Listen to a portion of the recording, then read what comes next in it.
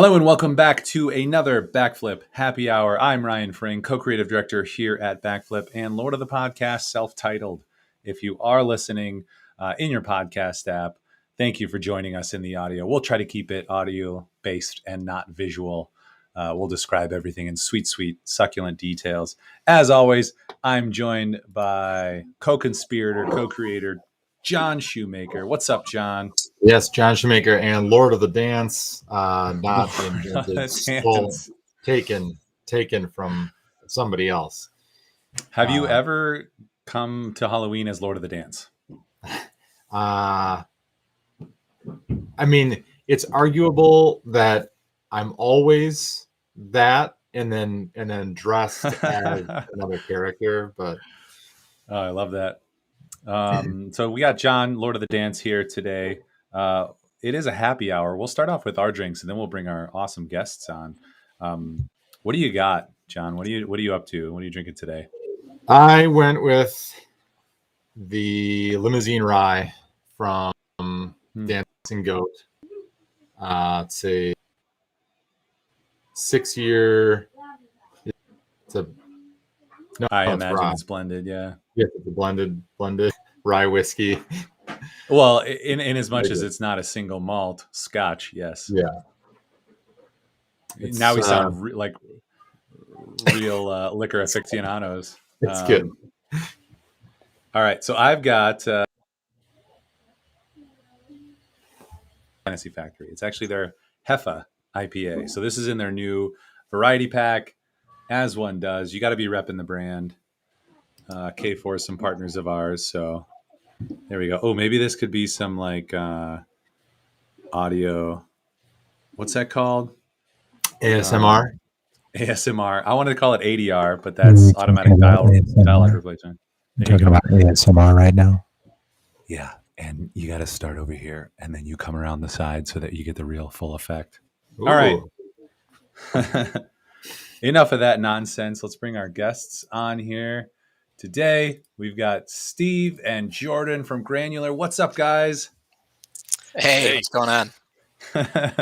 I have to ask, I've never asked anybody, what's it like to sit there while we just nonsensically talk for like a minute? You just like, come on, get us on, let's go. No, I was relating a lot to the Lord of the Dance stuff, and then cracking up over your ASMR. I mean, so relaxing. I almost fell asleep. It was great. Nice. Yeah, and you've got some red hair too, right? It looks like, I think. A little bit. Some people tell me that. I deny it. You can relate. Yeah. Nice. That's awesome. And let's see. What are you guys drinking today? Yeah, I'll go first. I have some ice cold triple filtered H2O direct from the Granular refrigerator located nice at the 6 o'clock position behind me in a Granular branded pint glass, of course. Straight from the swamp of Milwaukee, right? Yeah, well, Third Ward sits on a swamp and it's triple filtered, so we're good. Nice. So I don't know if this is showing up correctly or backwards. It is Bell's. No, yeah. There's a lot of fun. I love that. That's such a millennial. No, yeah. Yeah, there's a lot of fun sayings all around it. No, yeah. Oh, sorry. Watch for the deer. Whoop. Just gonna sneak past you.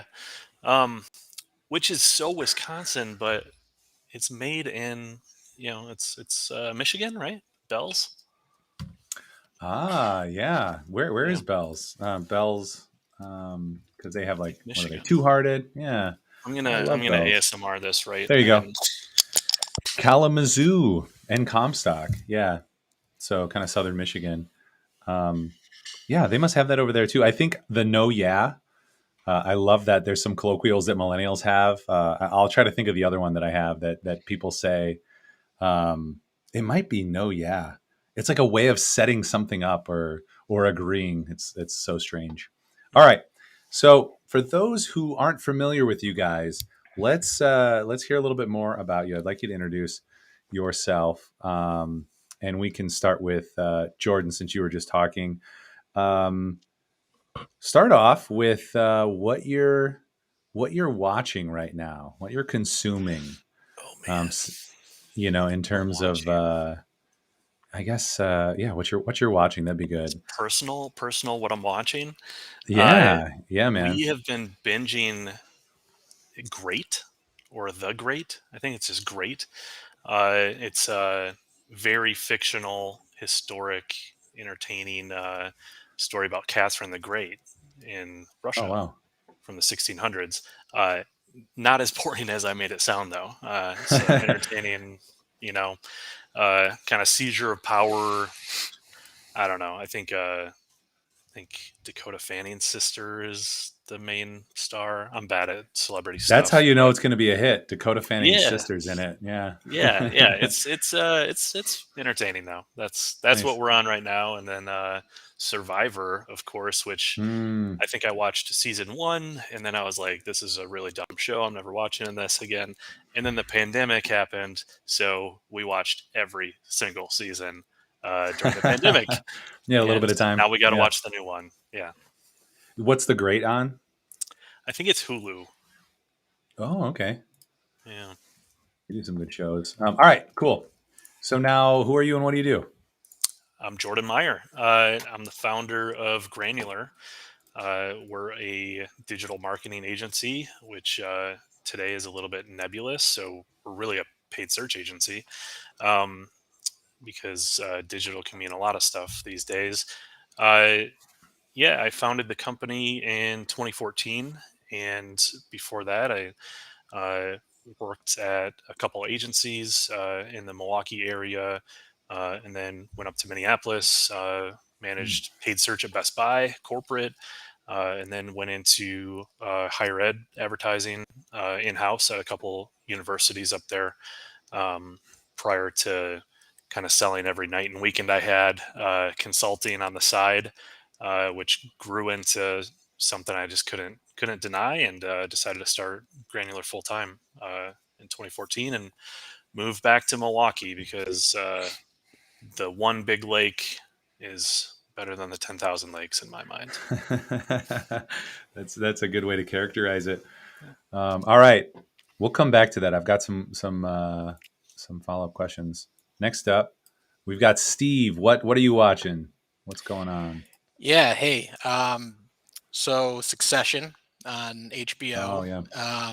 Yellowstone, which is on the Paramount Network, but also I weirdly not on Paramount Plus. Paramount Plus subscription at this point is only good for Paw Patrol and Peppa Pig Mm. reruns. And then So you've got some kids I or have just I weird have a dog. watching habits? I wouldn't judge if there's a whole Paw Patrol subreddit where people really analyze things, but no, I've got a I'm daughter. a bit of a brony. Yeah, Yeah, she's I get she's it. she, okay. She's a 2-year-old daughter named Arya. And then Mm.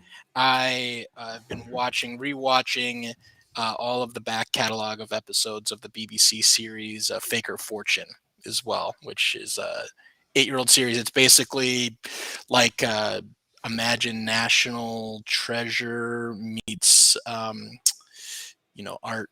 It's an art dealer and a leading journalist where they have people submit paintings that they think are lost masterpieces, which have been misattributed, and they try and do provenance research, scientific research, and try and fill in the backstory to prove that, for instance, a Picasso, which maybe was attributed to someone after Picasso, actually was a Picasso, and Mm. it's pretty entertaining stuff. Now, as you're describing that, I was going back and forth in my mind. Is that fiction or nonfiction? It's nonfiction. Yeah. So yeah, good, Oh, good, okay. good follow up. Yeah. So it's nonfiction. So Fiona Bruce, she's leading journalist over across the pond for the BBC, and Philip Mould, he's a leading art dealer. So he's has been brought in over the years as an expert on the antique roadshow and things like that. So Oh, I don't cool. know who concepted the program, but it's going on 9 years, and very entertaining and compelling. That's awesome. What was the title of that again? Faker Fortune. Faker Fortune. You can watch most of the episodes on YouTube, and it's incredibly difficult. You can't even buy the DVDs. You can't buy it on Apple TV or Amazon. If I could buy all Oh, the weird. episodes, I could. So Is it just all BBC One or whatnot? Two or yeah, three? yeah. I Okay. don't know if the one, two, or three. I just if you Yeah, basically just plug it in YouTube, you could find a lot of the sure. episodes. Hop on that VPN, go to England, just watch it on the BBC iPlayer. Nice. There you go. Awesome. So, Steve, who are you and what do you do here? Yeah, I'm our president here. So I really oversee operations, sales, marketing. Essentially, Jordan, he's built a great company, and my role primarily has been been the growth engine behind things, and he's really empowered me to be the guy to, you know, work in the business to grow it so that way he can focus on the business and where we need to be. I think a lot of founders are not able to let go, delegate, empower. That's not Jordan. He's from day one has been really good about knowing where his strength and skill set is. Get the people who are really good at the areas they excel. Understand human nature, understand the platforms, give everyone the tools and resources they need to do their job, and that way he can have his eye on where do we need to go. So yeah, I joined up with him a year after he started it. I think when Jordan posted on LinkedIn that he started Granular, I was like the first person who saw the post on LinkedIn and shot him an email. At the time, I was building a B2B software company. I'd reached out to him because in a previous life, I had run an agency that focused on paid and SEO as well. And I thought you could tell by the language, you could tell by everything that Jordan knew. You both of us, from our experience, you just kind of know within a minute of talking to someone if they really understand Google Ads, if they really understand analytics. And I could just tell by the language. It was a combination on the website of Midwestern values, but like a chip on his shoulder and competitive drive. Just clearly there was a story there about having been in the belly of the beast, a level of healthy skepticism from having hired agencies. I could just read that through the language, so it was very compelling. So, yeah, reached out to him. We networked for a year. When my software startup was at a juncture, he basically said, "Look, I'm building this thing. I'm gonna need a guy like you, and instead of a guy like you, how about you?" So, I hedged. I joined as a contractor for like 3 months, and then I think we both saw, look, let's throw in and just make this happen and make it official. And that's 2016. We're at what, 23 full-time employees now. Back then there was like 3 or 4 of us. So yeah. Wow. Yeah, that's awesome. So let's see, co-founder and CEO. I always wonder too, like when you have CEO and president, who gets to tell who what to do. But it seems like as the founder, that'd be you, Jordan. Do you get to tell Steve what to do, or do you guys tell each other what to do? How's that work? No, we're asynchronously we tell everybody exactly what to do at the same time. So we're really The right co-leaders answer. here. Yeah, no, we both kind of own our own little piece of this, and I ask instead of tell. So I think that's the kind of environment here. No yelling, no no hard management skills. If someone doesn't do something, I'll be disappointed, and that'll be enough to motivate He just folks. slacks the meme of the angry Arthur fist, and that says enough if about how he's feeling. I'm just Yeah. kidding. I don't even know if Jordan Yeah. knows what that is. So You use the technology. Yeah, use the technology to show our feelings. Exactly. Yeah, you had said, what did you say? You ask instead of tell. Describe that a little bit more. What is that? Sure. So, I just put people in a position of uh, autonomy, give them a lot of ownership of each account that they run. So we're set up a little bit different. That's, part of, I guess, what Steve said of like having a chip on my shoulder. It's, I've worked for other agencies as a paid search professional. And then when I was in-house, I got to work with, in-house PPC pros, and then also hire and fire agencies to help us do that as well. So I guess I get to see a lot of different environments and see, um, you know, sometimes it's just like a business guy that's running the show has never done a lick of PPC in his life. And they're just kind of ruling in a very traditional, like MBA style management, Mm-hmm. where they are dictating things and they are, telling you what to do, even though they might not know what to do. In our scenario, I was the PPC pro. I'm hiring people that are just, in my mind, a few years behind me in their career. So we're on very similar paths, and I try to lead people down that same path of really growing your practice, enabling them to know what the right things to do are, and having knowing exactly kind of what they need to do. That's where we can kind of show and guide versus and just ask them to do what I know needs done, versus like acting like I know what they're doing. Right? It's just a different environment because I've been in their shoes, and I don't think that happens all the time. Mm-hmm. Yeah, and what's it been like too over the last 2 years? Were you distributed before? I believe you are distributed now, or at least a mix. Looks Hmm. like Steve's in the office, or he has a really cool looking home. You might be in the office too. I can't quite tell because I don't see. Yeah, we're in different wings of Steve's mansion. Um, he lets me hang out once in a while. No, we're in Nice. the office. We are the only two people here. Um, we were primed for the pandemic. We stockpiled masks and sanitizer before then. Just kidding. We That's where all my masks went. Yeah. No, we had a few remote folks before. We were primarily like all Milwaukee centric. We've got Hmm. this awesome office that we built out in the third ward, which, if you're familiar with Milwaukee, is like the place to Hmm. be if you're an agency or a small business. Um, and we built that in office culture that was really cool, but along the way, as we're growing past like the 9 or 10 number, um, we decided, hey, let's stop pissing off all the other agencies and stop poaching their people for a breath, and let's find somebody outside of Milwaukee. So we found, somebody in Ohio, and then we found somebody in Oh. Denver and Florida. So it's been kind of a progression already. So we had Zoom, 4 or 5 years ago. We had no landlines, right? We had a phone system that was in the cloud already. We had Hmm. everything set up. I don't think we've introduced a new tool in the pandemic at all because we were basically ready to do this already, Hmm. which I feel super lucky to be in that position. So now, we're even more distributed. A couple people moved out of the city and out of the state, um, Oh and well.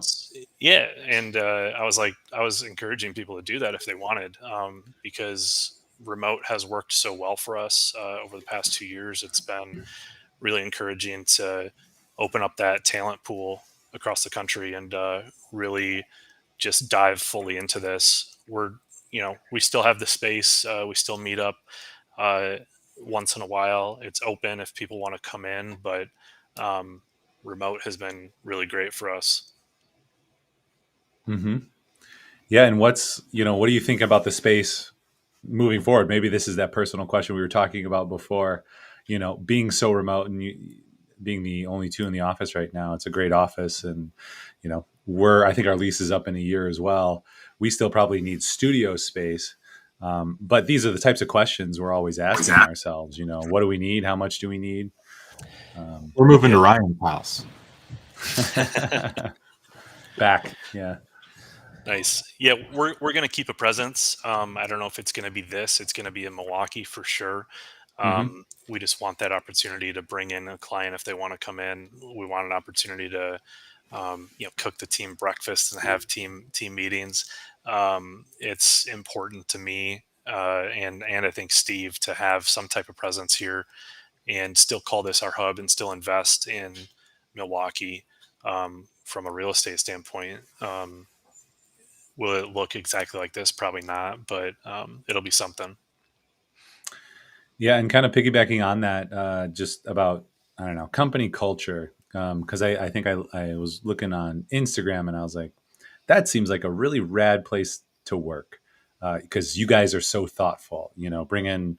I didn't recognize specifically what some of the treats were, but like bringing treats to people during the pandemic or little things like that. Why? I don't know. Why do you guys do that? Why is that important? Yeah, I mean, I'll let Steve talk about me a little bit. I think that helps. But personally, why I do that, I just think, I just think it's necessary, and it's not even necessary with the times. It's just a lot of the stuff here is based on my past experiences and what I was missing from work. I hated getting the Cisco shitty coffee, and I hated the hand me down chair that was super uncomfortable, Hmm. and a desk that was too low for me. I'm a tall guy, so there was one office where I was like crammed into the desk, and I'm like, can you guys just like lift this up at all, or like anything, please?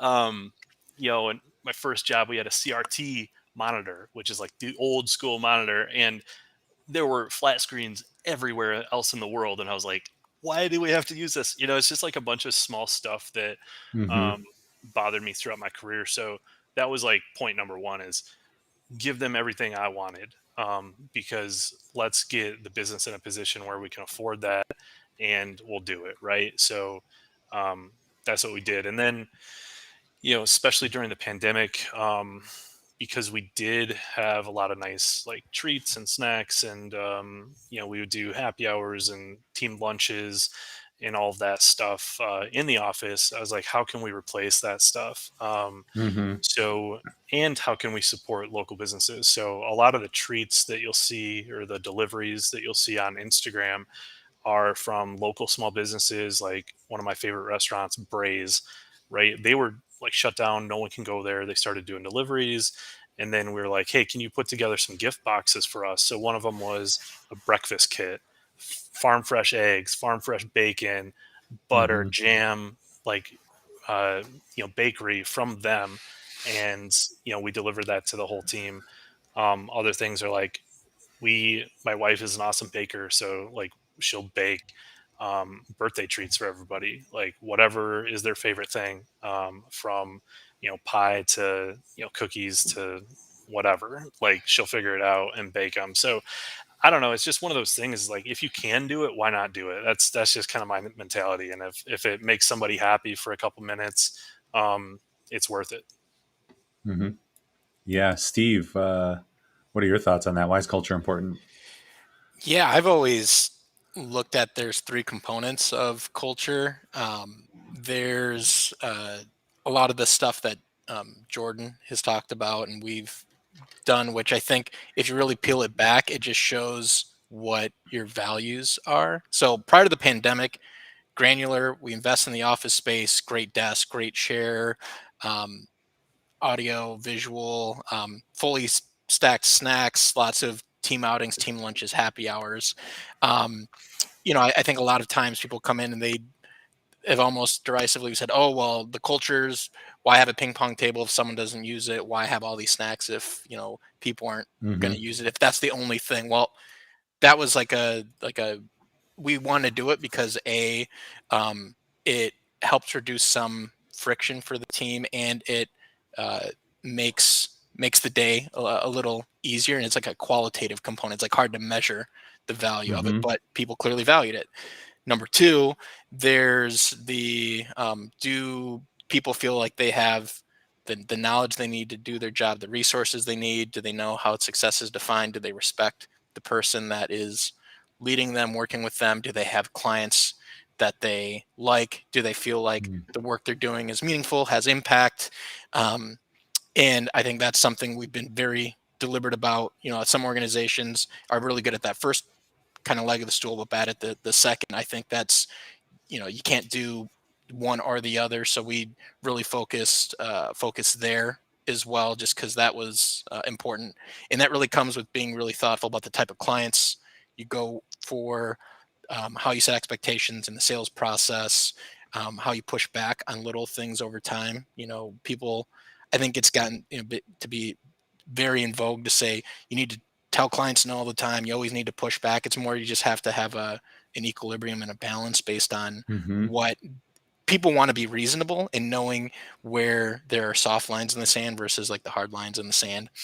And the third is the compensation component, right? And I think we're Granular, the mix that we've had, we were really good at all three of those as far as you know the culture, office perks, the management, and the tools and the training, and then the compensation. And so I think with the pandemic, it was just a natural extension of what our values were. And if you viewed that as an expense or an investment, a lot of people are complaining Mm-hmm. about how hard it's like impossible to find people. You help wanted, people don't want to work. We've got job postings. We're even saying, how much you can make, and we can't get people. And I think we're very aware of that. We know how hard it is to hire, but our approach of, well, let's really focus on retention. The people you have that are here are the biggest advocates. They're going to want to, if they see the organization's leaning into them pre-pandemic, that they value that. But even more so, I think it said a lot how you treated your employees during the pandemic. And I think from the business operations standpoint, my emphasis was, how do we market and sell as much as possible, because getting more business and generating more revenue doesn't solve all problems, but it solves the money problems. Mm-hmm. And so we Mm-hmm. knew, all right, you can't just do all the little perks alone. If you really focus on, let's really uh, promote ourselves, solve problems, win a lot of new business, take care of clients, ask for referrals, that it makes it even easier for us to do above and beyond what we were doing pre-pandemic for taking care of employees when they're at home, being thoughtful about, bring your office chair at home. We'll make sure internet's good. We'll make sure audio's good. We'll bring you your favorite treat or snack. And then the compensation component, I mean, Granular, we paid out 100% of all bonuses, gave raises to everyone on our team, didn't furlough a single person, gave multiple promotions.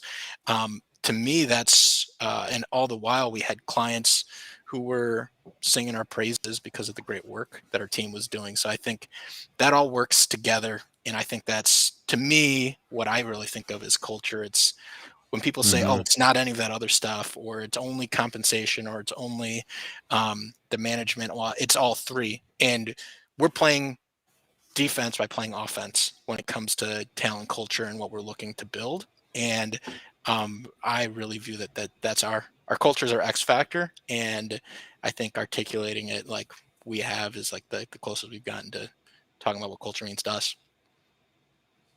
Yeah, I love that. I've heard some Oh, go things ahead. too in some business write-ups about, just kind of encouraging people to think about, you can't, this is what you're saying too, you can't just put a ping pong table in and have snacks and stuff and then be like, there, we've got culture, Now and get back to work. it's a fun place. Yeah. And then not have good communication, not have that, like, that dynamic between employees that feel like they can work together, they can work with their superiors, good client interaction and things like.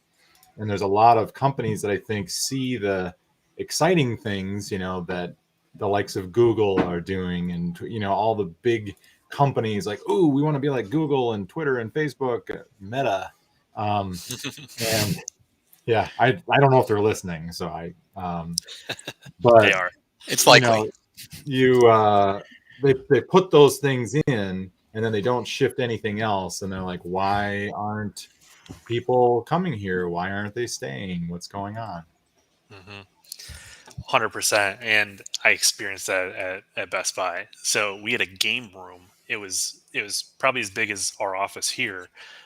Pool table, ping pong table, all the gaming systems that you would see. Like, I don't even know where else they would be, but it was like a kiosk with a TV with the controllers locked in. We had everything because it's Best Buy. And I went down to play foosball with with one of my coworkers, and we were both fairly new. And then we got back. It was like during lunch too, and we were the only people playing any game. It was like a ghost town there. And then we got back to the desk, and some of the OG folks were like, "Yeah, people don't really play that. The managers don't like it."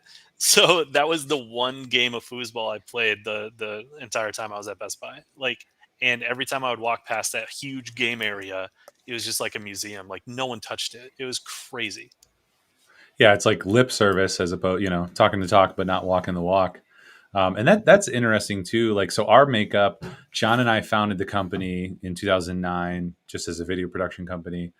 And then I don't know, about 5 years ago, 6 years ago, we added web because people weren't doing anything useful with their videos. They didn't know how to market them. So we started adding some of those ancillary services in to provide that support and really make sure that this ad spend, this expense, this significant expense of video was actually being used to the fullest extent that we could help them with, or that they could use it for. And around that time too, we brought on an MBA.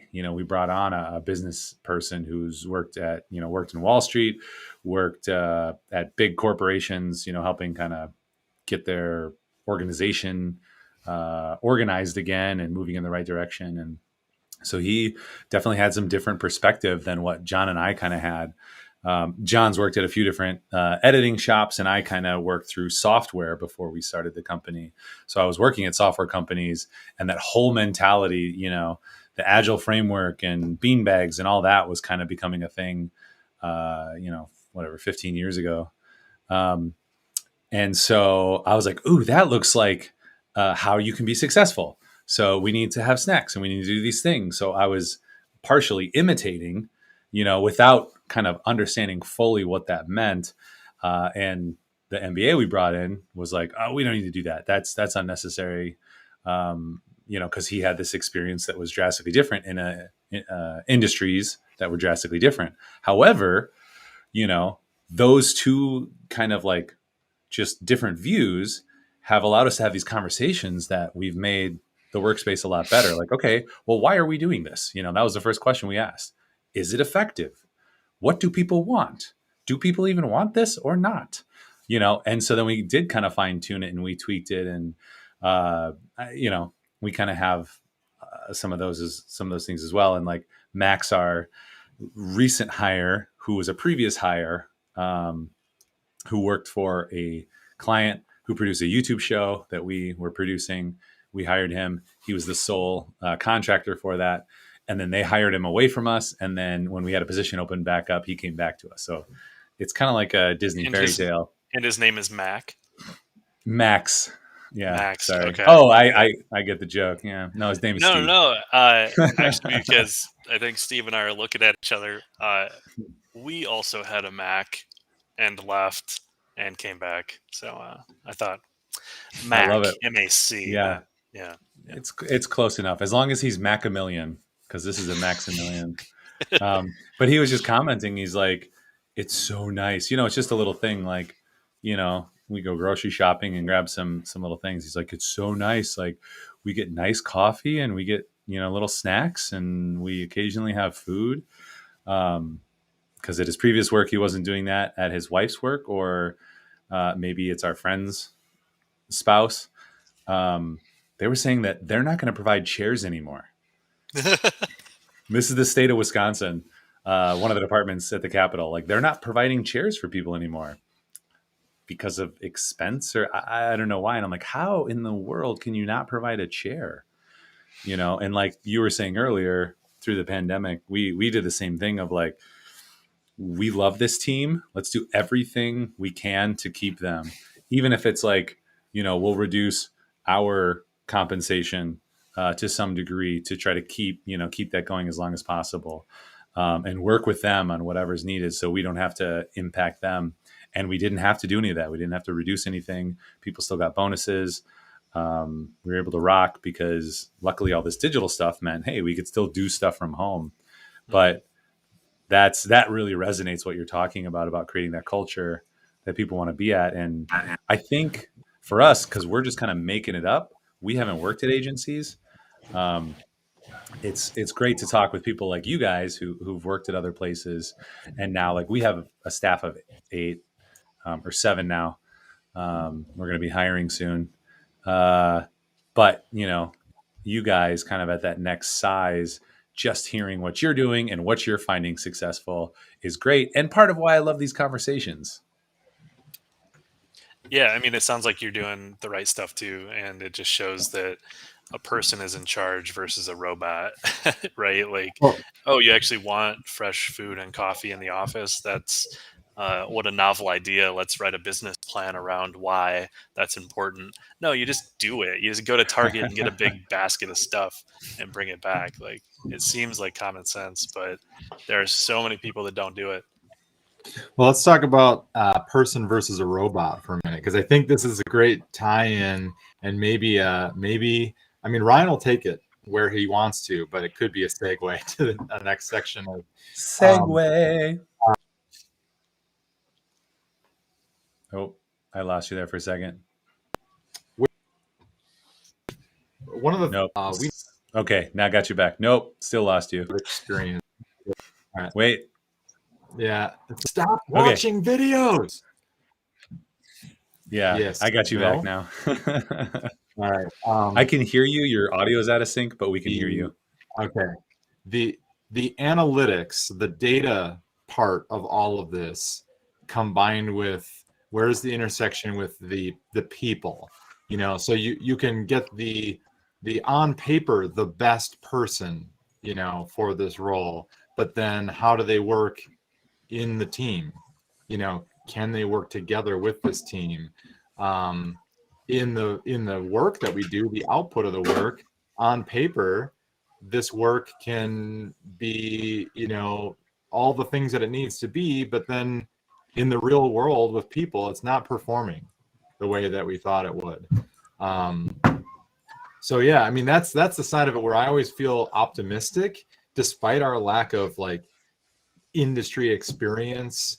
I'm like, well, all we have to go on is just what we see happening, and we don't, in some way, we're not burdened by, well, this is how we're supposed to be doing it.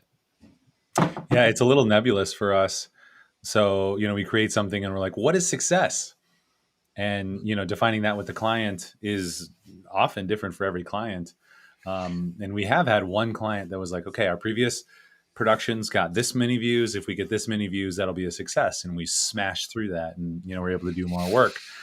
But a lot of it's anecdotal for us. A lot of it's like, okay, we know that we need marketing in this space because we're not in there, but we're not sure why or how to do it. And so it's always a little bit weird. So I'll take that segue and how do you guys approach it? Obviously with PPC and analytics, you can probably point to numbers to a large degree, but do you find yourself running into kind of anecdotal stuff too? Because like we're talking about culture, it's about, anecdotal brand or the feeling, or, you do it because it's right, not because we're going to get, 5% more productivity, even though things like that do come out of it. Same thing with the marketing. A lot of what we're doing in selling is brand equity and identity.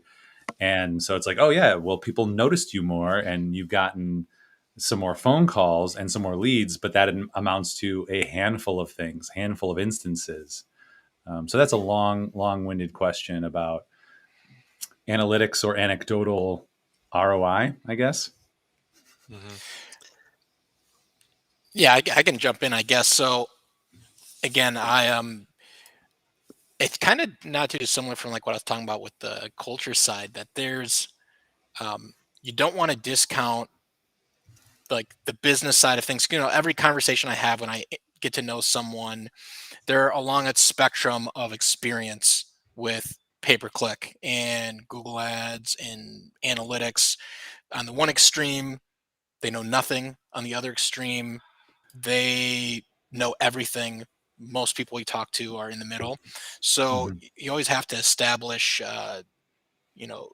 the business context side of things and understanding everything we're going to be talking about and proposing has to make sense from a narrative and traditional like finance standpoint. Um, but there's an emotional component too. And then there's the data side of things. You can't be too light in saying, well, look, big picture, we'll figure out all the details. Like those are less important to get into. Like we make the case, no, the details actually are important. And Mm, understanding the plan and the tactics, it's even if we're telling you directionally where things are going to get end up and not be too obsessed about the specific. Well, we forecast here's a low and high end range of how many conversions are going to be yielded from these channels depending on this time of day and the weather and these devices. Like I think it's important for them to understand in it. Walking through our process and approach helps understand, all right, the thought process and thoughtfulness of being able to combine understanding our business objectives, our goals, the emotional component of what our owner or leadership cares about from a emotional standpoint. Though people will say that doesn't matter. I hmm, guess they just don't work with a lot of win a lot of business because that's an important piece to not discount. That hmm, there's a big emotional component a lot of times that you have to tie in what you're doing, but you need to make sure the math checks out. And like we don't ever want to get hired just because, hey, Jordan and Steve, I golf with them, or we have lake houses next to each other, or whatever. That we want them to hire us because they see, wow, we're getting a team that is combining. They have the business understanding and context, but they are also really are well versed in all of these channels, and they've walked us through the process of how it's going to work. You ultimately don't know until you implement it.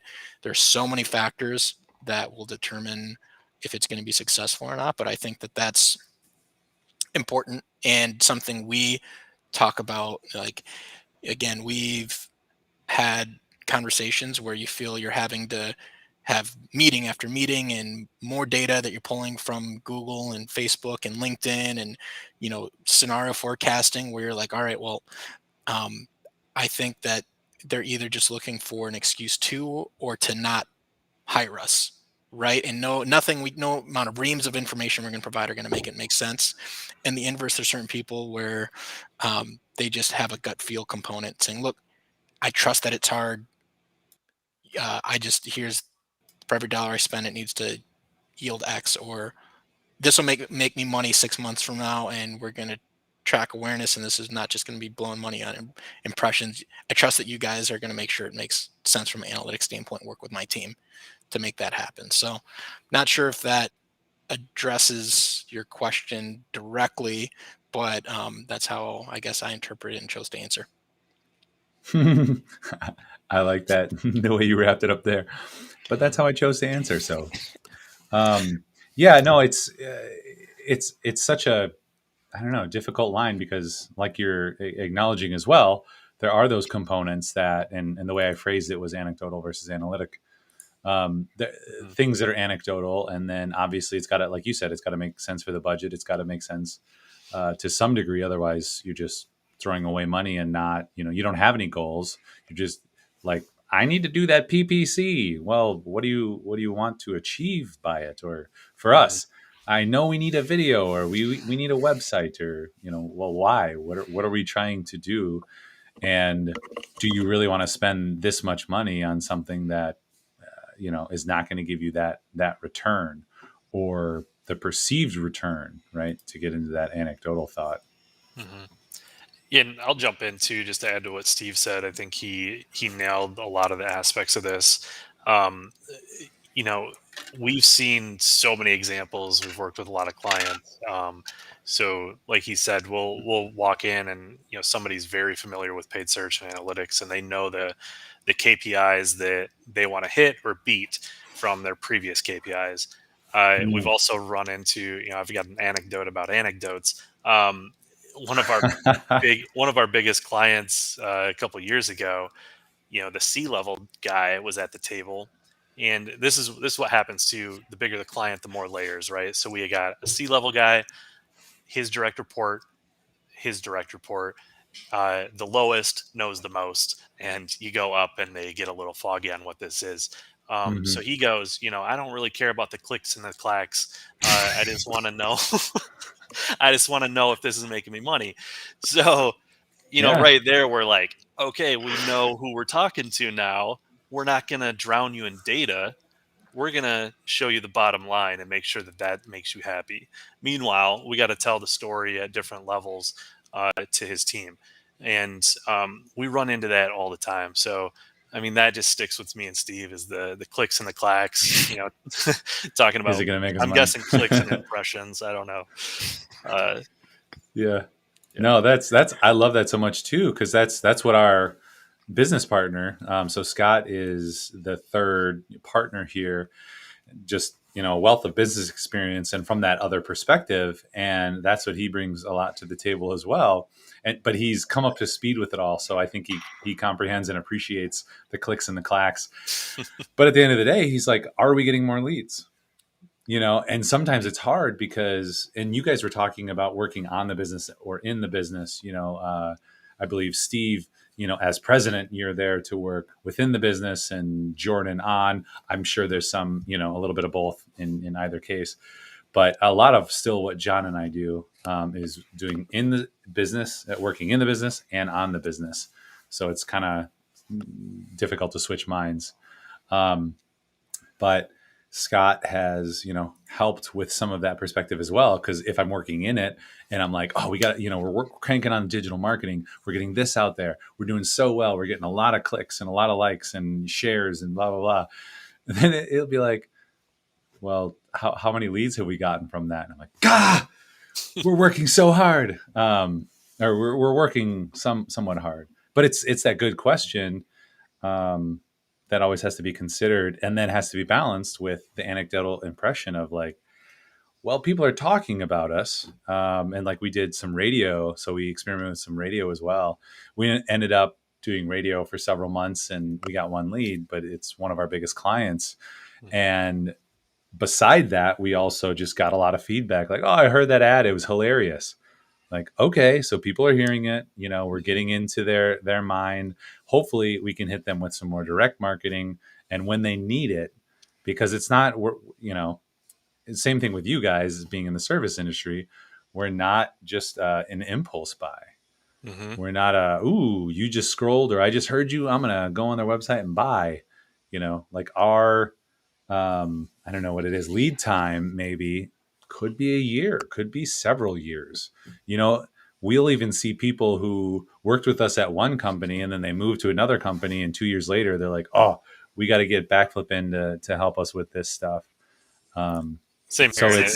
It's a nice snowball, yeah. Right? Because as you grow and continue, keeping the business alive, you do have plenty of people changing careers out there that bring you along, which is beautiful. Funny enough about the radio, yeah, we did a few months of NPR underwriting as well, and it's funny, the music they picked was by Starfucker, which is just a great name. But anytime I would hear that guitar lick, I would be like, oh, is that our commercial? But yeah, I think we probably got like one lead too. It's hard to measure. But a lot of people heard it and they do cycle through. We've had some super long lead times too, and we almost prefer it, if you can afford it, to wait. Like I don't want the guy that sees our sign on Milwaukee Street and comes in and wants to hand me a check. Like that's usually a bad client. Mm-hmm. Yeah, and this is an overgeneralization, but one of the things that I feel data companies get into, is get too like focused on the clicks and the clacks. And my case study that I would use time and time again. Ooh, John, that was the critical part. That was going to be really clutch. I know he was going to say again as the next word, though. All right, you're back. All right, so the case study we did a series of videos for. They ran a fundraising campaign, and Oh yeah. with a series of emails. I think there were 5. And they decided one particular year after running this campaign that they were going to end their video side of this project, because the email that had the video in it had the lowest click-through rate and ROI. Yeah. And they said, well, video or email 1, had the most, and then email 5 had the second most, and the video email didn't have very many. The video email was email number 3 out of 5. The first email was announcing a new fundraising campaign for the year. The 5th email was a hurry up, the year's almost over email. And we said, well, yeah, but what was your total fundraising intake for the whole campaign? And it was this failure of them to see the whole picture, in my opinion, to see the whole picture and say, that's kind of hard to measure. Like, maybe people didn't just click on it right after the email, but maybe they had an emotional response to it that they remembered. And then later, in those later emails, like, oh, that's right. Yeah, I really should do this thing, and, oh, this is the last one. Hey, remember the thing we saw? Let's go ahead and, give to this. So it was one instance where I felt like the raw data did not contain the information that was the important aspect of what they needed to know. Yeah, and I think the video playthroughs were great. So there was great video playthroughs, but yeah, the click through, donation, or purchase was the lowest on the third email. But and you'd said this before. I don't know if you mentioned it just now. But the sorry, somebody's calling. It's distracting. Reject. Let's take it together. Yeah, my brain. Oh, wouldn't that be fun? We're gonna answer every call Answer that comes the next in. call, guys. We're totally gonna do it. I'm gonna do it. Challenge accepted, sir. The best part is it'll probably just be spam, and we can screw with them. Yeah, you've said this before, John. What was I gonna say? The views, the click through. Nope, lost it. The phone call completely interrupted my thought. Yeah. You pick any one of them. No, you. So the third was the video. Yeah, it just landed. The video just happened to land in what I would perceive to be the lower value, number in a set of 5 emails. And I believe we asked the question too, and it's consistent. Like, it goes down, interaction and donation goes down, and then it typically goes back up, and that's what they saw. But we did have the views, and that was an interesting discussion because, what is that value when you interpret the data in one way versus another? Do you ever have that issue interpreting data? Well, I love this issue because it's actually showing that the wrong kind of marketing manager on the client side was in place, because they don't understand or have the history of like attribution, right? Because video is typically in a very different part of the funnel, of the marketing funnel. It's usually higher up, so you can't. If you've got an email campaign to subscribers, or you've got first party data and you're just hitting them up for a donation, that's like a candy bar next to the checkout in Target, right? Like that's pretty easy to buy. It's really straightforward. But you're like way up, creating awareness, creating action down the line. And people have been trying to perfect the attribution model for the whole time I've been in this business, 15, 16 years, and it's never gotten much better. There's definitely not a silver bullet out there, but what has gotten better is people's understanding and respect for the positions of the funnel. So that person should have been like, or the company, whoever, should have been excited about the view through rate, excited about the number of views, excited about maybe the audience, if you could get that data. Oh, this is the right age range, this is the right geography of our audience, the right people are seeing this, we're excited. Mm-hmm. We got a couple direct emails. That's amazing from a video, right? So I think it's just like the misunderstanding of attribution that can get in the way of putting dollars towards good creative and good ideas higher in the funnel. And I think it's more rare than the normal kind of understanding of these things. And I Mm-hmm. think I've been lucky enough to work for a few corporations that understand it. We would in one of the higher ed institutions, we would spend a lot on bus wraps and billboards, and those are pretty darn hard to measure directly. But Mm-hmm. we could do a test in certain geographies, right? So we could launch a couple billboards and a couple bus wraps in Kansas City, and we would go without those things in St. Louis. And you could actually see in search and analytics that the brand lift. You could actually see more people search for that brand in Kansas City. And then Mm. it's really just distilling down like, all right, what was different? Well, we had out of home stuff running. And as a digital person, I know that's probably taking money away from the PPC budget, but Mm. as a person that wants the business to succeed, no matter what, you got to go with that full funnel approach. So that's just speaking back to like how important the video aspect is.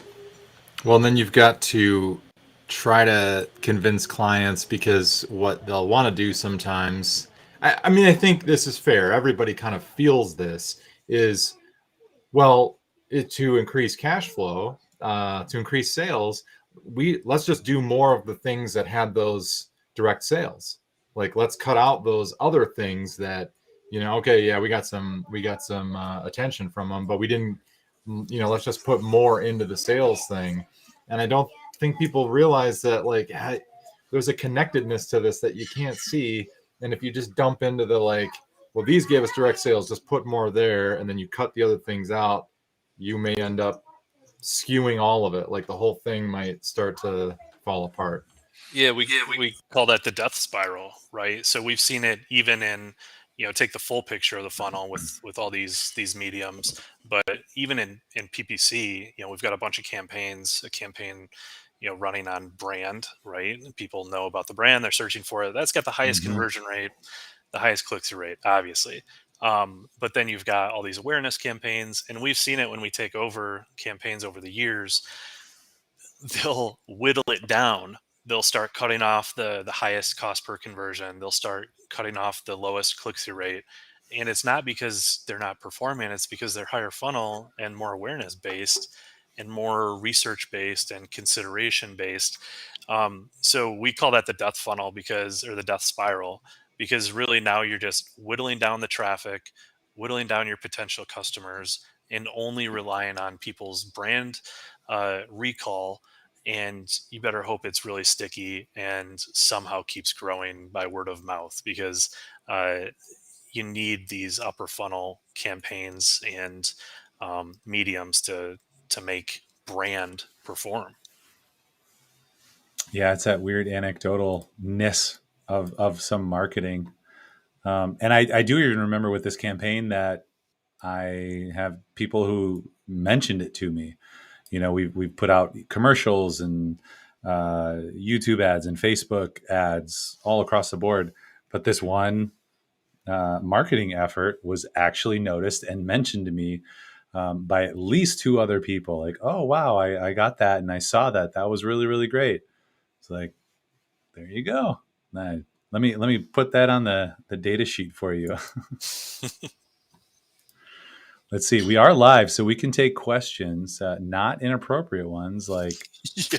some kind of spam is happening. I think I blocked them. So welcome to the internet, everyone. Yeah. So what's kind of going on right now? Is there anything that you guys are excited about? I mean, that's maybe what I'm most interested in. Like, I also love the nerdiness of it too. We've worked with some PPC folk who've helped us in the past, and I get a little bit into it, and I love I don't know, just kind of the mindset and data methodology and I don't know, guess and check and just working through that process. I love that. But is there anything, and it doesn't have to be necessarily anything you guys do at Granular, but like, is there anything you're excited about in the industry? Like what gets you up in the morning and you're like, I can't wait to go do this?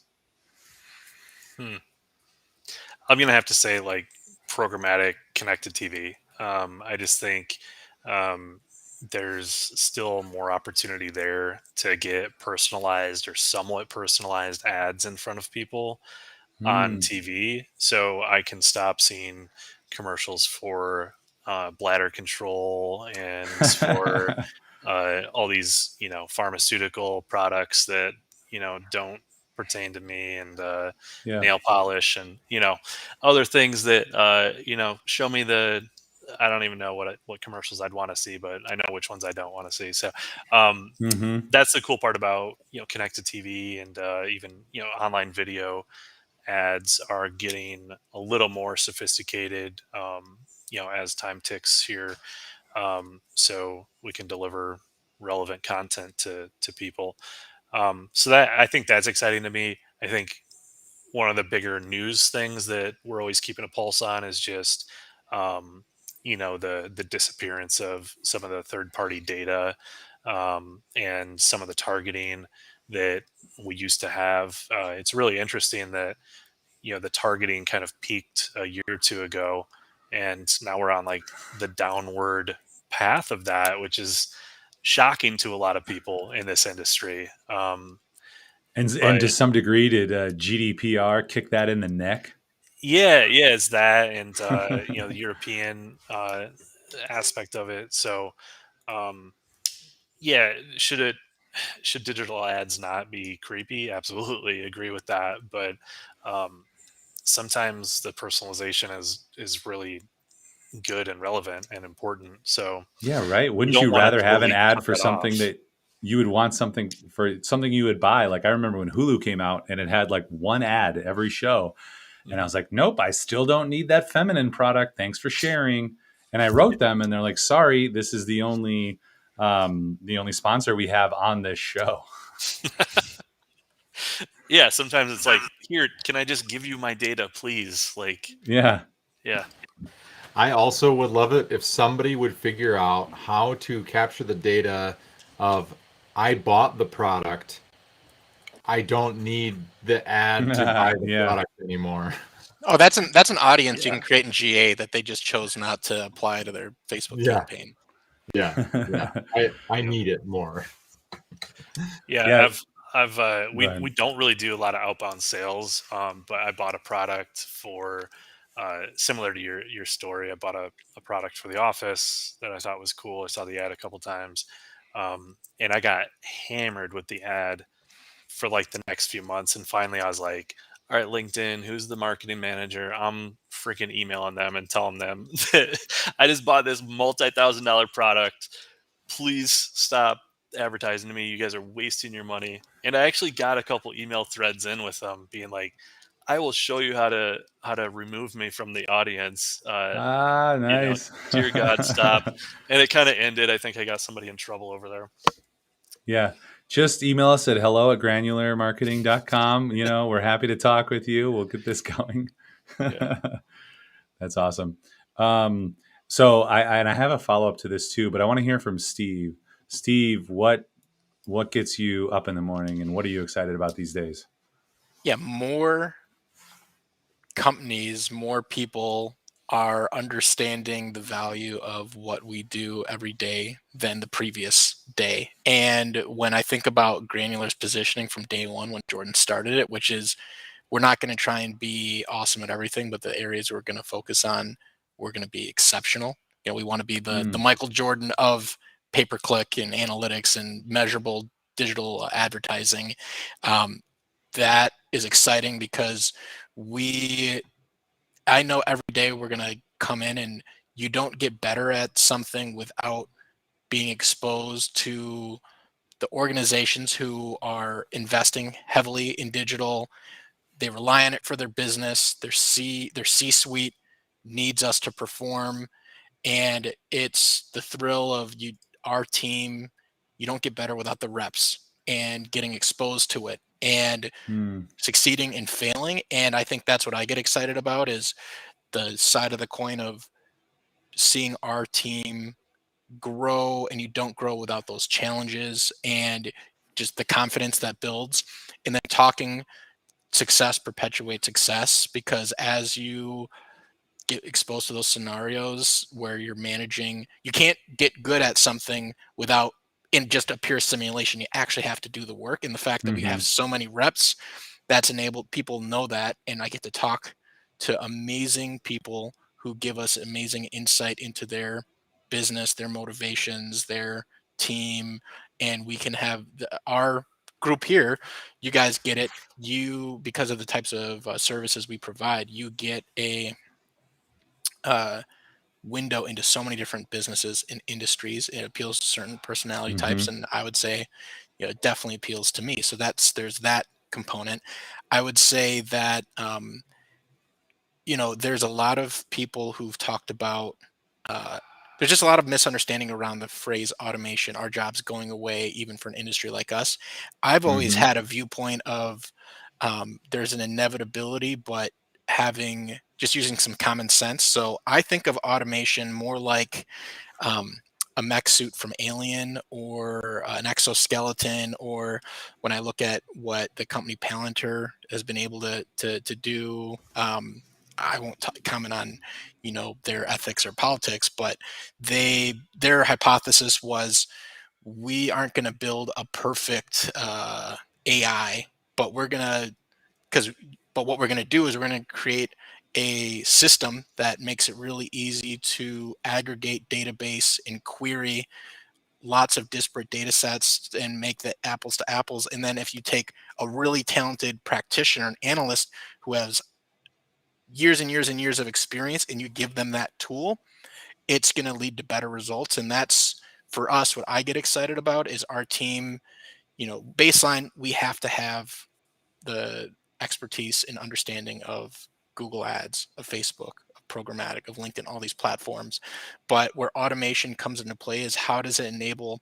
It's not the way that a lot of platforms or our clients, and kind of this cynical, like, oh, there's just an easy button that you can press. I think that's a Mm-hmm. very short-sighted mindset. It's, how can you use these tools to surface insights that allow you to ask the right questions to make certain decisions. And seeing that that's the level we're playing at. We're, I think, one of the only Google Premier partners in the Midwest. We're one of we were just talking to our Google rep earlier this week. We're one of, there's like thousands of agencies in the US, a couple thousand are Google partners. Within that, only 3% are Premier partners. We're one of those. And because of that, we just get to see where the puck is going and get to be a part of that. And I think that's what's exciting to me, um, because there's a complexity to it, but still, if you can combine the complexity and the technical side and see the beauty and art in that, and the Mm-hmm. creativity, Mm-hmm. and marry that with just having strong business fundamentals, I think that's just exciting to me. I see what we're building and the team we have, and it feels really special. And it's felt like that since day one, and it still feels like that. And you know, every day I tell Jordan, hey, it's a myself and everyone here chooses to stay at Granular. It's like a proactive choice, because it would feel so dull to go somewhere else, I would say, where you're just like, you know, you're used to, having to go against the best pitching, to use a baseball metaphor, and now you're getting down to single A, and it's just not very it's not as exciting, because you don't get the same sort of challenge. So Mm-hmm. that's, for me, what I get excited about. And I love kind of your ruminating about automation as well. And I appreciate your metaphor there at the end, because we're always trying to come up with metaphors to help people understand. Like with video, like we'll just get the inquiry, how much does video cost? And you're like, how much does a car cost? How much does a house cost? Right. That's a good metaphor to get people thinking about scope and scale and components and things like that. With automation and this type of thing, PPC or data driven, digital marketing or whatever it is, I was just struck as you're talking about it as like a good analog might be like gardening. Like there's a lot of automation in gardening. You put the plant in and you water it and you just occasionally water it. And the plant does all the figuring out how to, create itself and grow. And then eventually you get a fruit and it's great. And you do a little bit of watering. Can everyone garden? No. Are there people who can farm a lot more for other people? Yes. And that's kind of, in my mind, what it is with our automation, kind of like what you were saying, as that care and certainly the analysis and kind of pivoting, but that nourishment until we get a little bit closer to an AI that scares Elon Musk off the planet. We're going to need humans for. Yeah, what's the organization, the nonprofit Neuralink or whatever, where it's very his thing is like, well, we have to race, like the AI is coming. The only chance we have is to just augment ourselves with technology to stand a chance. And he's talking about it in a very matter of fact way. Like when he talks about Yeah, like it's reality. Yeah, you have to switch to sustainable energies. Like it is not even rooted in any political viewpoint. It's you have finite resources and you have more people coming online on the grid who can continue to need to use energy. So just from a pragmatic standpoint, we have to move to sustainable energy because it's finite, our current solutions. Right. And did you see his robot as well that just came out? Like, was it a couple months ago? I saw the limited edition Cybertruck whistle trending on Twitter, but I did not see this robot. Yeah, you should look up I don't know if it's Tesla. It might be the Tesla. It's like a robot helper. But it is slower than a human moves, and it's lighter. So theoretically, like basically you can run away from it or like knock it over or throw it away. Like That's good. he's thought of how to engineer a robot that could be very helpful for maybe an old person carrying and lifting things or doing some things like that, but not one that could be reprogrammed to terminate us or whatever it is. So you got to check that out. Yeah. Meanwhile, there's other companies just going ahead and making the robots that can do backflips and outrun people and any. So it's like great. That looked like that episode of Black Mirror. Yeah, the Boston robotic dog. That thing is terrifying. It's terrifying. Thank you, Elon Musk. I bought your slower, weaker robot, and it's also failing to protect me from the other Boston Dynamics. Yeah, the robot dog with machine gun on it. Yeah. I saw that on Reddit as well, and it's like, well, it's clear that's just where things are gonna go. If you've got a gun attached to the back of the robotic dog, it's game over for whoever has the controller. Yeah, and hopefully it's not AI. Yeah, there you go. I mean, it's goofy, but the part of it that I can get behind is the speed of change.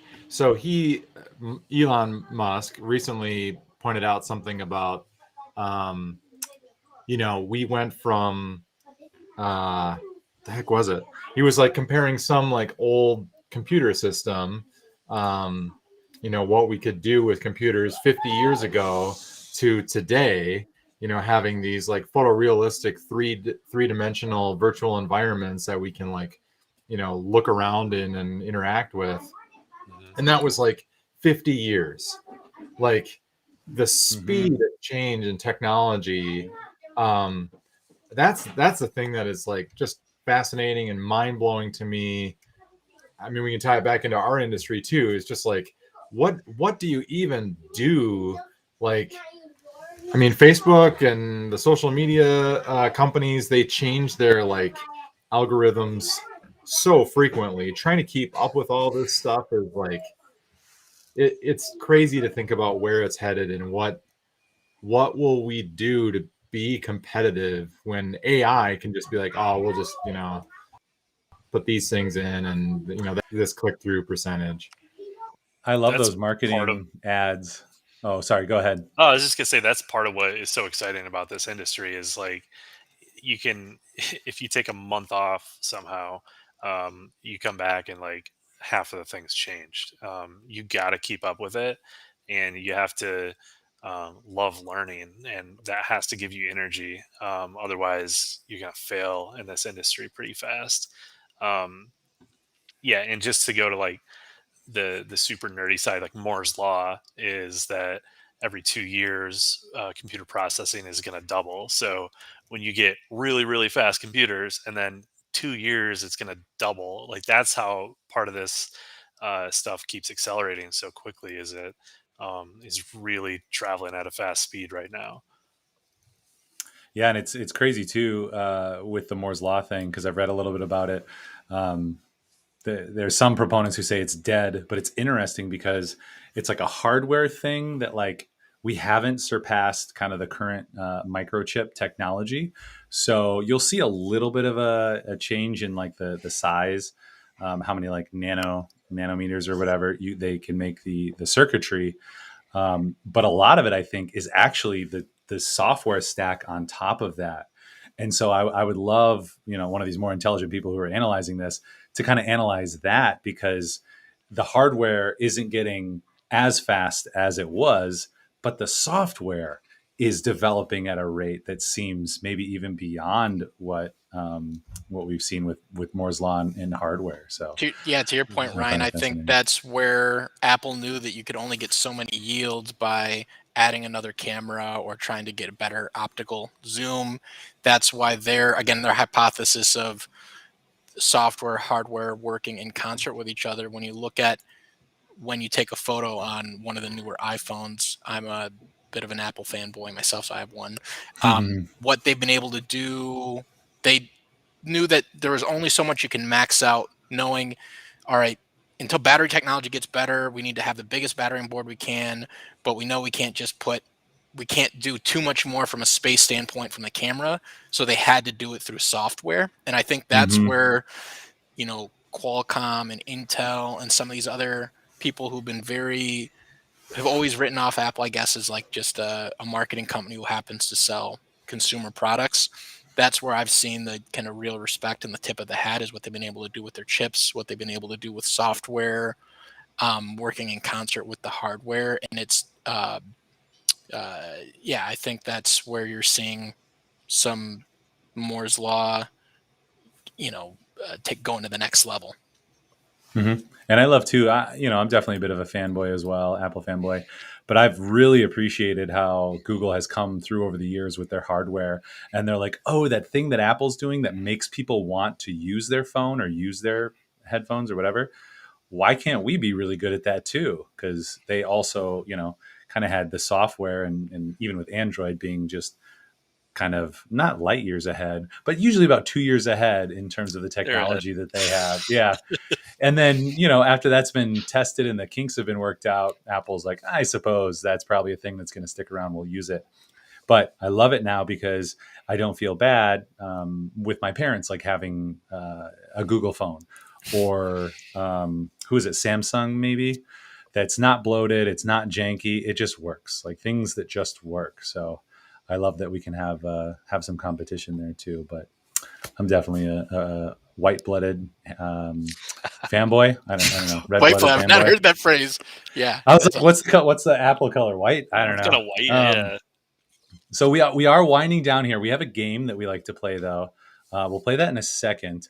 I did want to get a quick little answer from you guys, being kind of in the segmenting world, carving off audiences and remarketing and things like that. What's one of the craziest things you've ever been able to do, or coolest things you've ever been able to do with that? And there's lots of different ways to answer.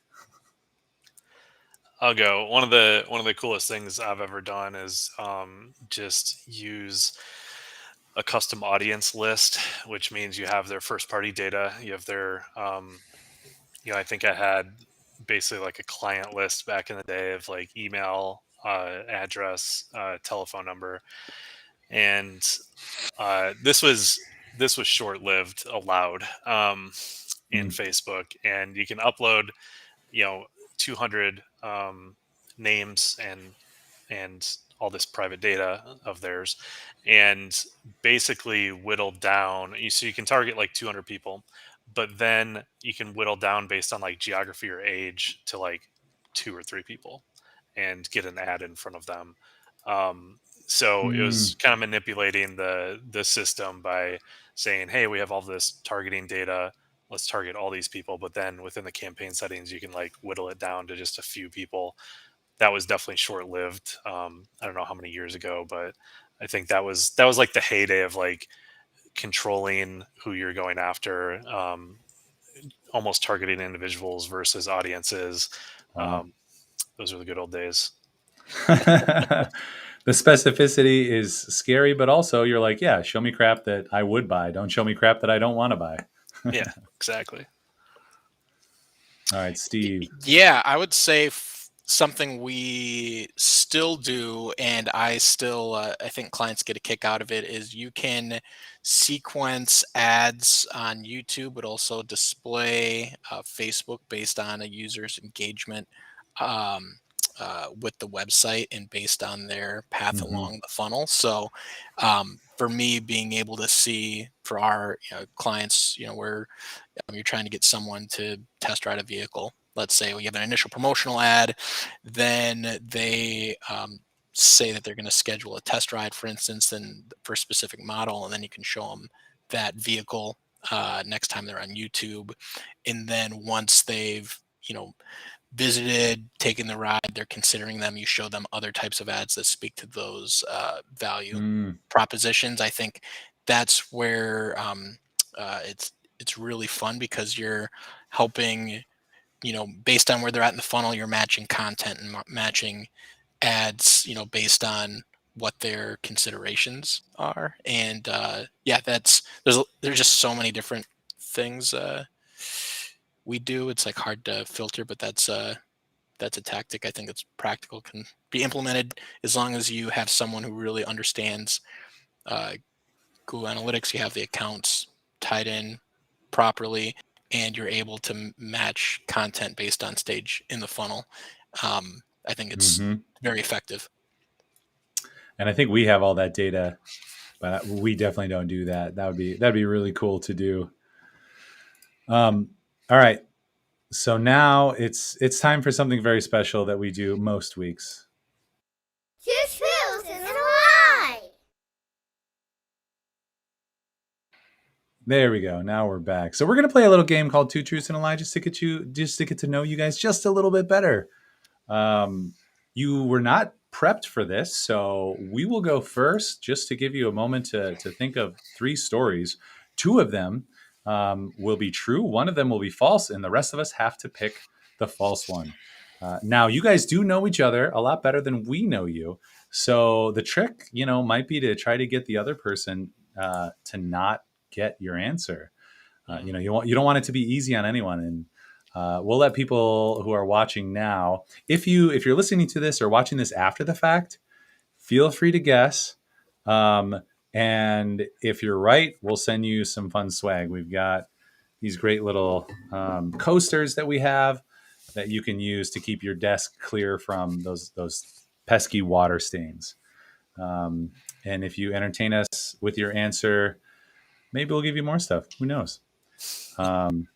So 3 stories, 2 truths, 1 lie, mix it in there, tell it really, really well. I have mine. John, do you still need a second? Yeah, a second would be good. I'm almost there.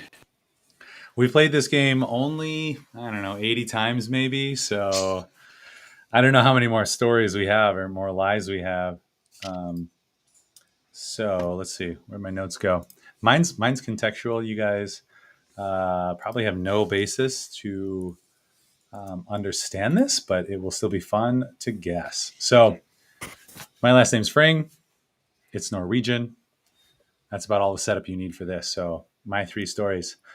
I was born in Norfolk, Virginia, also mispronounced Norfolk.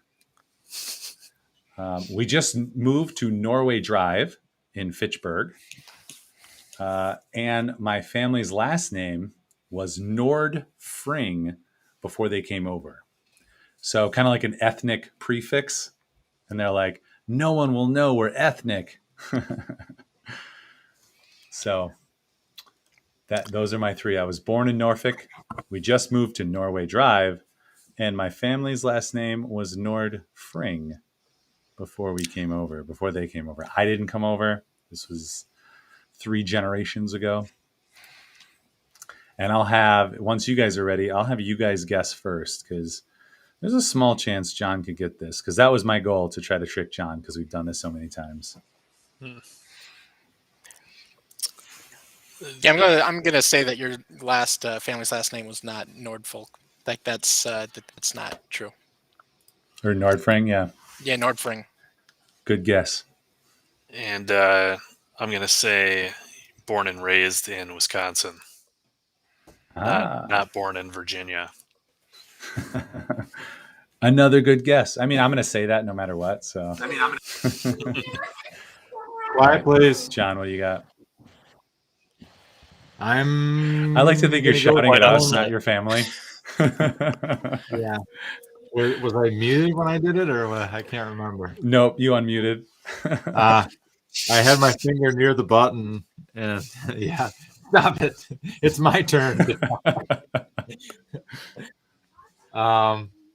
Great. I'm gonna go with the first one. I think you might have been born somewhere else, and I think the other ones are true. Great guesses, everyone. I think this is the first time I've stumped everyone, because either somebody usually guesses it or John just knows it. So I was born in Norfolk, Virginia. I usually say Virginia Beach because that's where we lived. But the hospital, the So you've been lying military all hospital, I've been lying. It's a long con, guys. Yeah. The hospital for the military was across the bay or whatever in Norfolk, or it's like, I don't know, it's kind of like this, like Virginia Beach and Norfolk is right here. So the neighboring town, that's where I was born.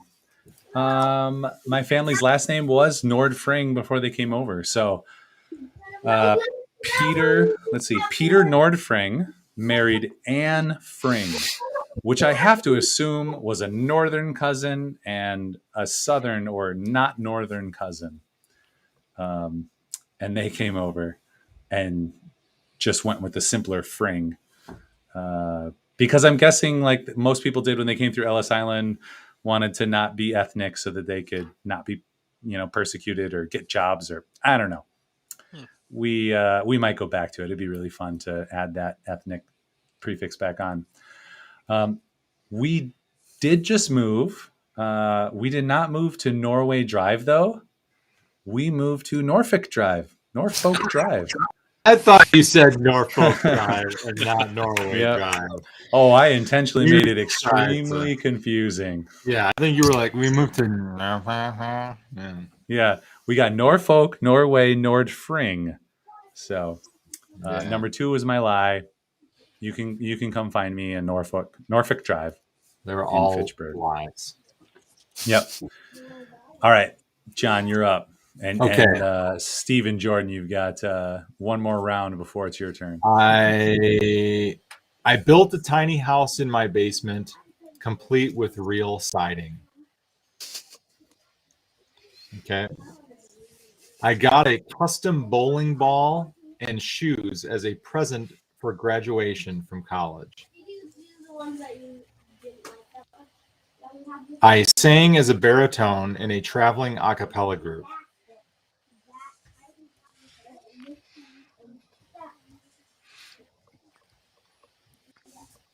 I don't think it's tough for me too, because I forget stuff. I'm going to say you're not the baritone in the a cappella group. What would make you say that? I like Jordan's response there too. He just goes, Interesting choice, Steve. I don't think he built a tiny house. All right. Or could he have built it with fake siding? With fake siding, not real siding. Yeah, it's like a really annoying detail. I mean, I guess I did that with Norfolk Norway Drive. So, Let's see. So Steve said you did not sing baritone in a traveling a cappella group. Jordan said you did not build a tiny house. I think I'm going to go with a cappella group. You do sing, and you have been in choir, and you have been in musicals. I know you have a tiny house in your basement. I'm pretty sure it's got real siding. Because I'm pretty sure, like, I don't know, you went to town on that. I think you got a custom bowling ball. I don't know about the shoes. I don't remember hearing that, but I feel like you do have a custom bowling ball for college. But I mean, I was in an a cappella group in college, but that doesn't mean you weren't in a traveling a cappella group. I don't know. You were in a traveling steel band group though, so I'm gonna go with 3 is the lie. That's what I got. All right. Yep, that you're correct. I thought maybe I'd throw you off by being so close to your own story about the traveling a cappella group that you would just second guess everything about your life. And I was second guessing everything, all my choices. It was risky, but I also added the detail of what part I sang so that you'd be thinking about that too. You are a baritone. I don't know how much of a house. I mean, you can call it a house. There's a structure in my basement. It's got stairs. There's a window, and it has real siding because one of my friends was re-siding his house and he had leftover. He's like, "Do you want this stuff?" So I used it to side the kids' playhouse here. That's what all the just in case there's inclement weather in the basement. Yeah, So you skimped on the insulation. There's no insulation. It's not soundproof. There's a lot of open wiring. It's not grounded. And then I was in a bowling class my senior year of college as like a 1-credit PE class, and I loved it. It was so fun, and I must have talked about it too much because a bunch of my friends bought me a custom ball and shoes as a present for graduation. So that's what I had to show for my college career. Nice. All right. John and I have gone. Who wants to go next? Who's ready? Who's going to stump us? Yeah, go for it. I was born in the Philippines. I fist bumped Giannis, and there was some concern that I may have actually hurt his shooting hand. And then the third is that I asked Senator Herb Kohl an inappropriate question in grade school without realizing it and was reprimanded for doing so in front of the whole auditorium of kids. You asked an inappropriate question? Is that what it was? Yeah. A question I didn't know you weren't supposed to ask. It was a very big honor to have Senator Kohl at our school, and it was the sort of like taboo you're not supposed to ask type of question that I asked that none of the kids understood. I thought I was being very, very clever, and the teachers were horrified. Oh my gosh, that's awesome. I want all these to be true. Let's see. I mean, specifically that you bumped Giannis, fist pump. Would you bump him or fist bump? Knuckles. Okay. And you might have injured his shooting arm. No, his hand. Yeah. There was hand. Genuine concern that I may have hurt his hand. And this was before he'd ever won an MVP. Is this his free throw hand? Because I don't think that matters. Hey, if you watched the closeout game where he had a 50-piece, he made almost every one of those free throws. So he's overcome it. Nice. We shall not throw shade on the champion. All right, John, you go first.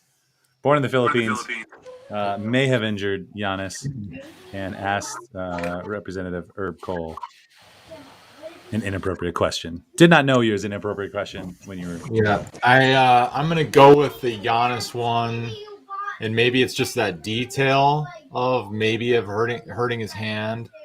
There's a lot of extra little detail in there. I feel like we've all asked Herb Kohl inappropriate questions in grade school, so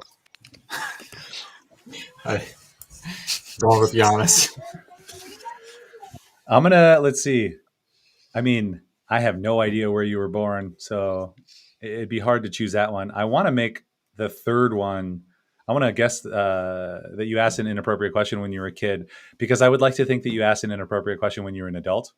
Maybe that's the part of the lie that is in there. So I'm gonna say number 3. And I think I know this, but also just in case, so one of us wins. I'm going to say you were not born in the Philippines.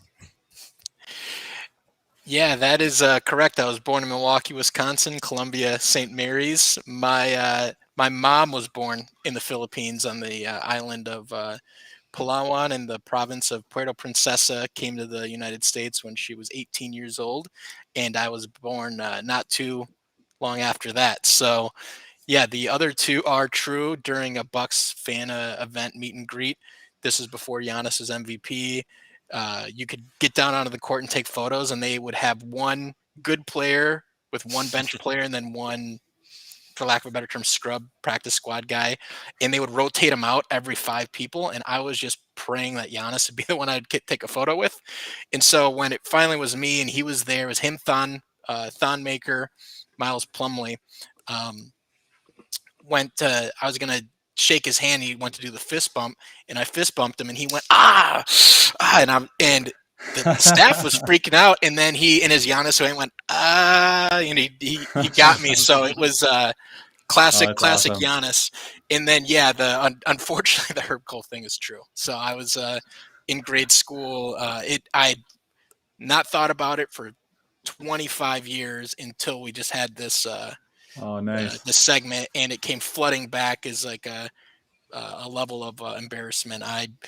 My politics were talked a lot as a kid in my household, and so I was parroting back something, thinking I was being very clever. And it was a very big deal for our elementary school to have the senator come and visit. So it was not seen well. In theory, it should have been encouraged that I was so civic minded from a young age, but it was not perceived that way. Never again. Yeah. That school was boarded up after that, right? Yeah, who knows? Funds were pulled. All right. Let's see. Jordon, you're up. All right. Also, good job tricking us with the where was I born? For sure. Yeah. All right. So with me and my siblings combined, we are over 42 feet tall. My name is spelled with an O instead of an A because of Charlie's Angels. And all of my passwords, pay attention hackers, are actually really precise finger rolls. So I just line it up and do a roll. It's muscle memory. It's a lot better than remembering a bunch of passwords. You guys are really good with this. I like it. If I ever needed somebody to tell a lie, I would count on you guys. Oh, great. I also like to think Steve's Herb Cole comment was like, how do you feel about second-generation Filipino immigrants? Like, oh, we don't ask questions like that.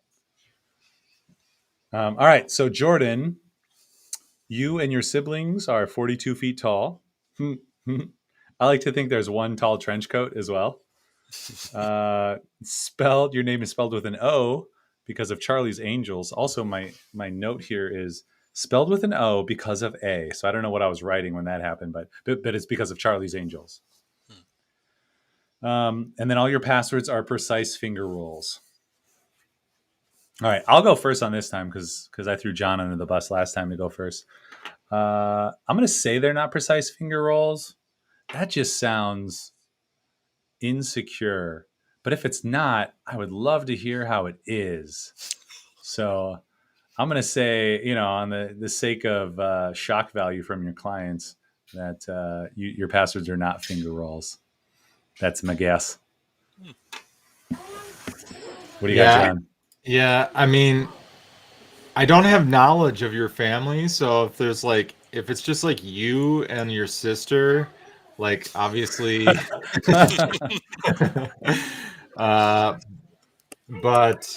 the finger roll also sounds very intriguing. Very intriguing But I even had the prop. The I prop. It feel doesn't like make it believable. I feel like there would be, like I feel like you would use a password manager or something sophisticated. It's just like, yeah, we got this sophisticated marketing data company, and my passwords are all just finger rolls. I don't know. I don't know. Maybe we could That's be just what you insulting want the hackers to inadvertently think. as well. Exactly. Yeah. Mhm. He came up with the finger roll methodology. I think I've seen that video. Mhm. So are you picking finger roll?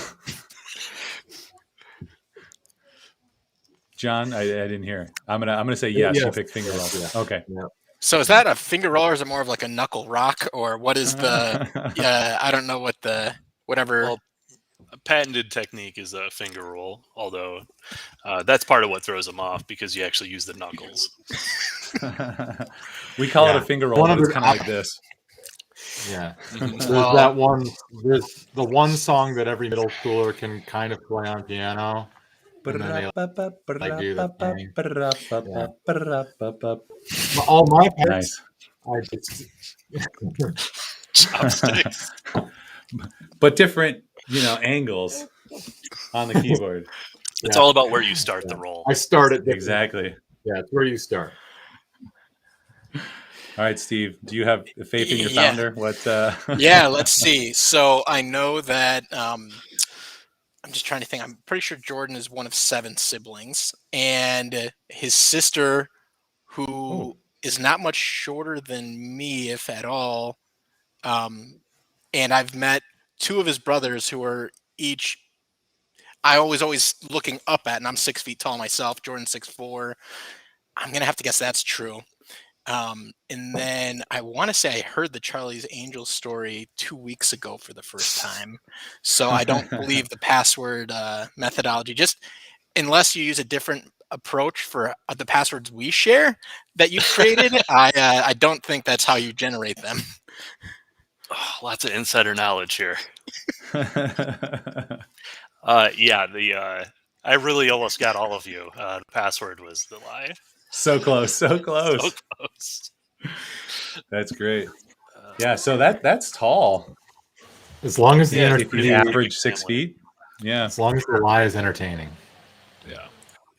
What's great about the family is the oldest brother is the shortest. He's like 5'7". And my sisters are both taller than him. So.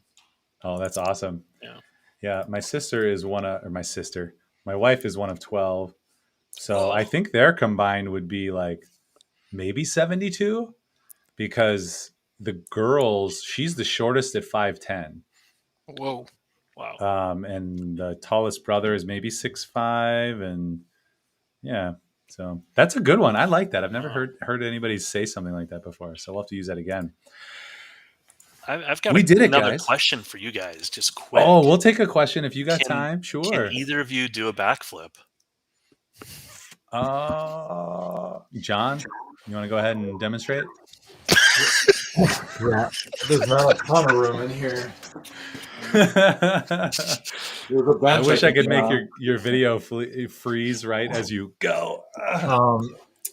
When I was younger, I think I was probably pretty close. I've used this in a previous 2 Truths and a Lie, and it was one of the truths. I used to be an assistant coach or assistant teacher for gymnastics class for kids with my mom.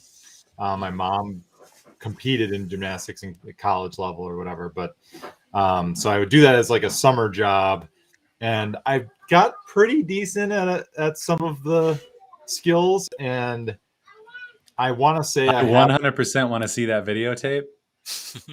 If I can. I've landed a backflip in on a cushioned spring floor, where it's very safe to do so. Beyond It that counts. Yeah, I could do one on a trampoline, but not on the ground. And I don't know if you guys have been on a trampoline since you've been adults, but it is hard as an adult. Like, I went to a trampoline park here with my kids, and after a few jumps, I was like, My head is rattling. My knees and hips hurt. Like none of this feels fun. I'm out. Quick follow up though. Can you guys granular? So Yeah, it's a special dance. we're really hard hitting here at the end. I do have, so people can check you guys out, granularmarketing.com, and you guys have a podcast as well. Is there anything else you'd like to promote that I can throw up a link for? I don't think so. Yeah, the website, the podcast. That's great. Thank you for that. Mm-hmm. Yeah, check that out. Let's see. Who do we have? We've got somebody next week. I should know this. I should have prepped and looked at it.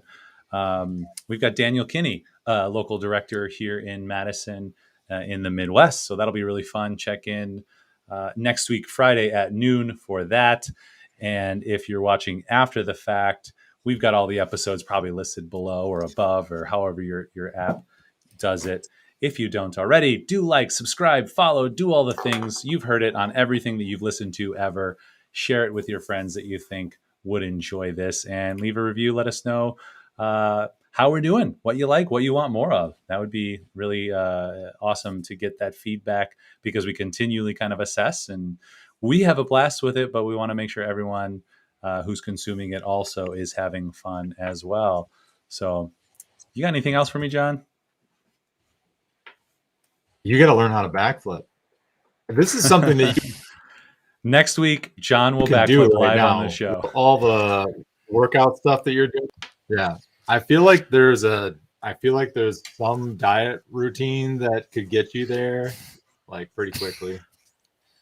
No, my wife's always like, lift this heavy thing. You work out. And I'm like, it's not practical. Like, I can't do more things. I just feel better. So John will be doing a backflip next week. Thank you, Jordon and Steve, for coming on. It was awesome. I got some questions for you after we go off live. So just stick around for that. Everyone else, thanks for tuning in. We'll see you next time. Bye.